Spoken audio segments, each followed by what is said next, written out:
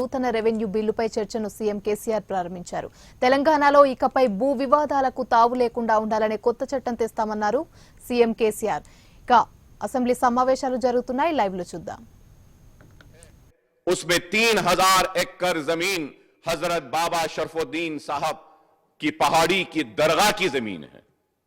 उस वक्त के रेवेन्यू मिनिस्टर धर्मना प्रसाद राव साहब ने उठकर मुझसे कहा कि I want to correct and say that कि Mr. Owaisi, this land doesn't belong to Dargah, it is not वक्फ. फिर उसके बाद बहस हुई और उन्होंने कहा कि हम ये जमीन के कंपनसेशन का अमाउंट दिए हैं, ये जमीन वक्फ की नहीं थी, ये जमीन निजाम की थी.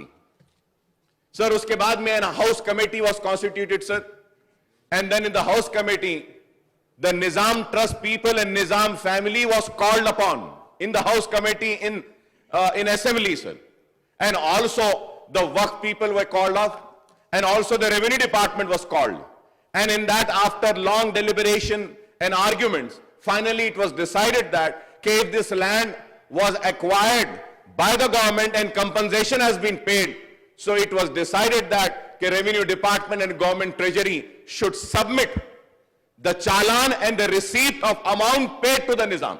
One. The second question was asked from the Nizam trust and the Nizam family people, does this land belong to you? On record in the house committee, the Nizam family and the Nizam GPA came and said that this land doesn't belong to us, it is not in blue book, it is the land of Waqf and is the land of Dargah. We do not have any claim on it, nor we have ever given or requested for any claim, nor we received any amount. तो उसके बाद में sir decide हुआ, फिर ये गड़बड़ हुई, and then it was decided कि again कि they will search for it. Sir, if any amount is gone from the government treasury, there has to have an order, there has to have a चालान. नहीं था, कुछ भी नहीं था. इस तरीके से यहां की जमीन गई. और एक अगर मिसाल दूं मैं आपको, तो हुसैन शाह वली रहमतुल्लाह अलैह की दरगाह 1600 चिल्लर एकड़ जमीन. आप खुद गौर करिए स्पीकर साहब, जब तेलंगाना एजिटेशन के लिए तेलंगाना राष्ट्र समिति जिद्दोजहद कर रही थी अलहदा रियासत तेलंगाना के लिए, तो उस वक्त टीआरएस ने ऐवान असेंबली में मेरे साथ खड़े रहकर एहतजाज किया था कि हां अकबर साहब सही बोल रहे हैं, ये वक्फ की जायदाद है, तेलंगाना के वक्फ की जायदाद है, कहकर हम लड़े. और उसके बाद कोर्ट में भी गए, कोर्ट से भी ऑर्डर लेकर आए. लेकिन आज आप बताइए कि 1600 चिल्लर जमीन पर जहां पे आईएसबी है, माइक्रोसॉफ्ट है, ईमार को दी गई, विप्रो है, और सारी जमीनात चली गई. फिर इंटरनेशनल एयरपोर्ट के सामने अली साद आशुर खाना. Sir, from this house and then I went to the court and got an order of cancellation of pattas. पट्टा को कैंसिल करने के बाद भी उसमें एंट्री हुई. तो सर मैं बताना यह चाहता हूं कि मुसलमानों ने अपनी जमीनात को खोया है जागीर एबॉलिशन एक्ट में, इनाम एबॉलिशन एक्ट में, और उसके बाद हमने अपनी जमीन अर्बन लैंड सीलिंग में खोई है, हमें अपनी जमीन खोई है तो एग्रीकल्चर लैंड सीलिंग एक्ट में, और उसके बाद भी सिलसिला जारी रहा और आज भी जारी है. मैं कहूंगा कि जितने भी औकाफी जमीनात है वो या तो कोई कब्जा कर ले रहा है, कोई रजिस्ट्रेशन कर ले रहा है, या फिर उस पर गवर्नमेंट पट्टे दे देती है, या उसको असाइन लैंड कहकर गरीब गुरबा में गरीबों में बांट देती है.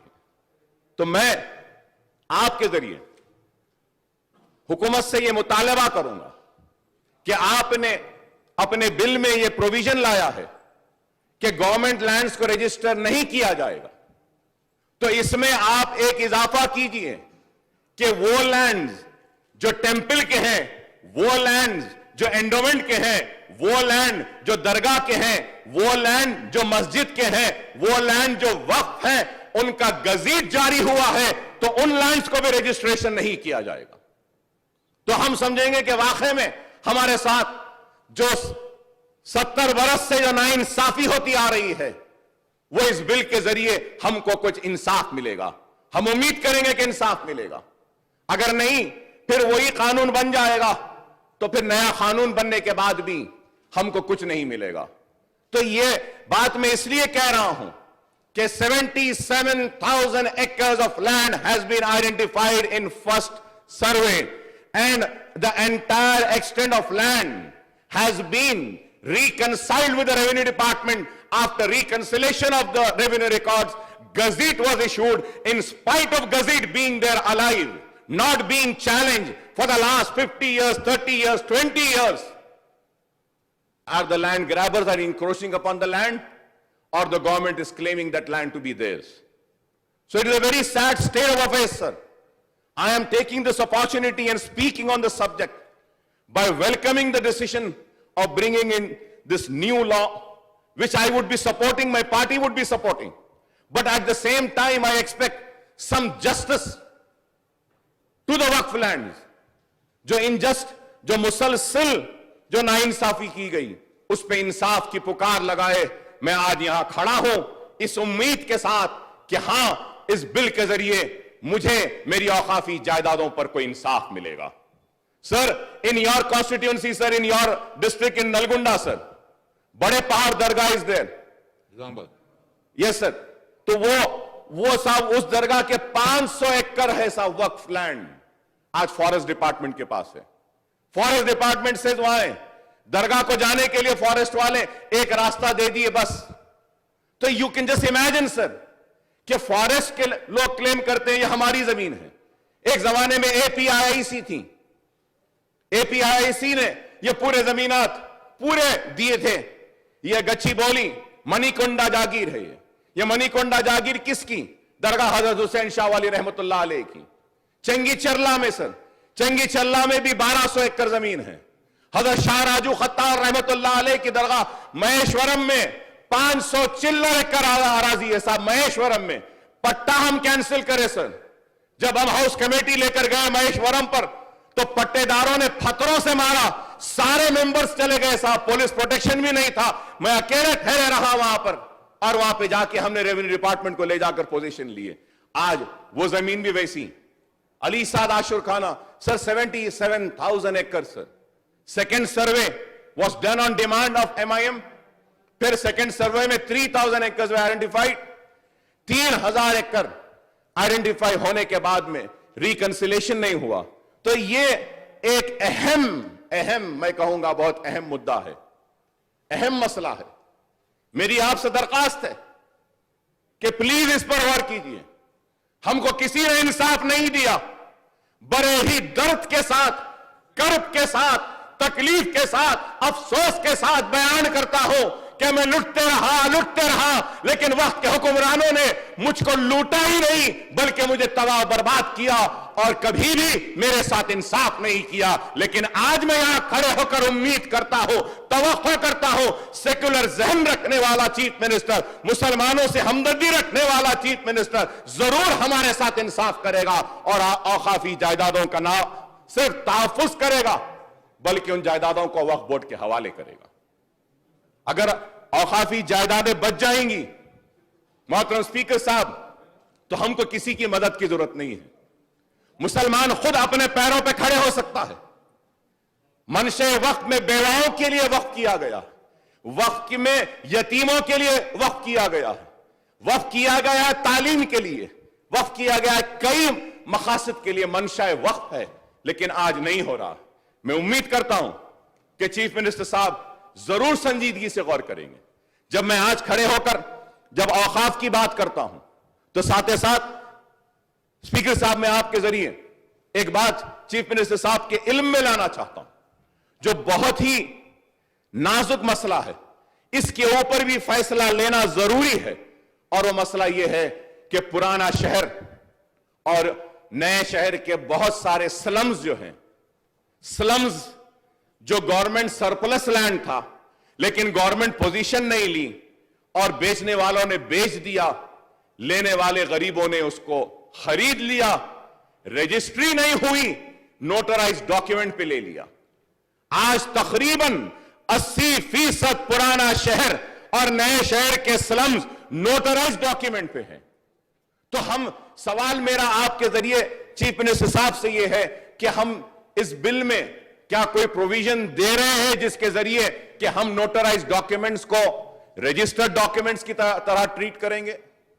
अगर आपने कहा है कि साइट पे आ जाएगा government land will not be registered, Sir, that might be a government land 10 years, 15 years back.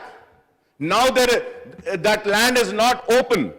That lot is encroachment free. That land has been encroached. And I would say not by the land grabber, sir. That land has been encroached and bought by giving their life-earned saving monies by the poorest of the poor people. वो गरीब कहां जाएंगे sir? अगर इस bill में उनके तहफ्फुज के ताल्लुक से कुछ नहीं कहा गया, यह बहुत ही अहम मसला है. It's a very important sir. Notarized है. और मैं फिर आपसे कहूंगा कि नोटराइज्ड डॉक्यूमेंट्स हैं sir. At the same time the important thing which we need to understand is that कि सर हमारे पुराने शहर में या जीएचएमसी के लिमिट्स में 22 लाख घर हैं और 15 लाख घर ऐसे होंगे साहब कि मैं कहूंगा जिनके पास 15 से बढ़कर ना उनके पास रजिस्ट्रेशन का डॉक्यूमेंट है, ना उनके पास बिल्डिंग का परमिशन है, लेकिन बरसों से रह रहे हैं. जब बरसों से रह रहे हैं तो उनका क्या होगा? मैं बार बार आंध्र प्रदेश असेंबली में भी यह मुतालबा करता रहा कि आवाम मासूम है. वो मासूमियत में ले ली. बेचने वाले बेच गए, पैसे कमाने वाले कमा लिए, गवर्नमेंट की जमीन बेच दी. वो तो बेचकर जेब भरकर पैसा लेकर चले गए और वहां पे रह गया तो वो गरीब जो अपनी जिंदगी भर की मेहनत और पूंजी से बनाई गई और घर को वहां पर लेकर वो रह गया.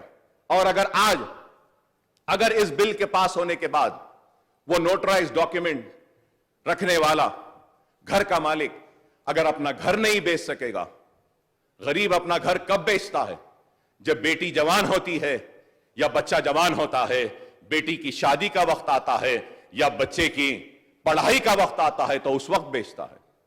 तो ये एक अहम मसला है. मैं उम्मीद करूंगा कि चीफ मिनिस्टर साहब इसके ऊपर भी संजीदगी से गौर करेंगे. पुराने शहर होने दिए, जीएचएमसी होने दीजिए, जितने भी हमारे नोटिफाइड स्लम्स हैं, यहां पे लेआउट नहीं है साहब. कोई लेआउट नहीं है, कोई पार्क नहीं, कोई प्लेग्राउंड नहीं, कोई स्कूल नहीं. बस छोटे छोटे 50 गज, 100 गज, 200 गज ऐसे बना दिए.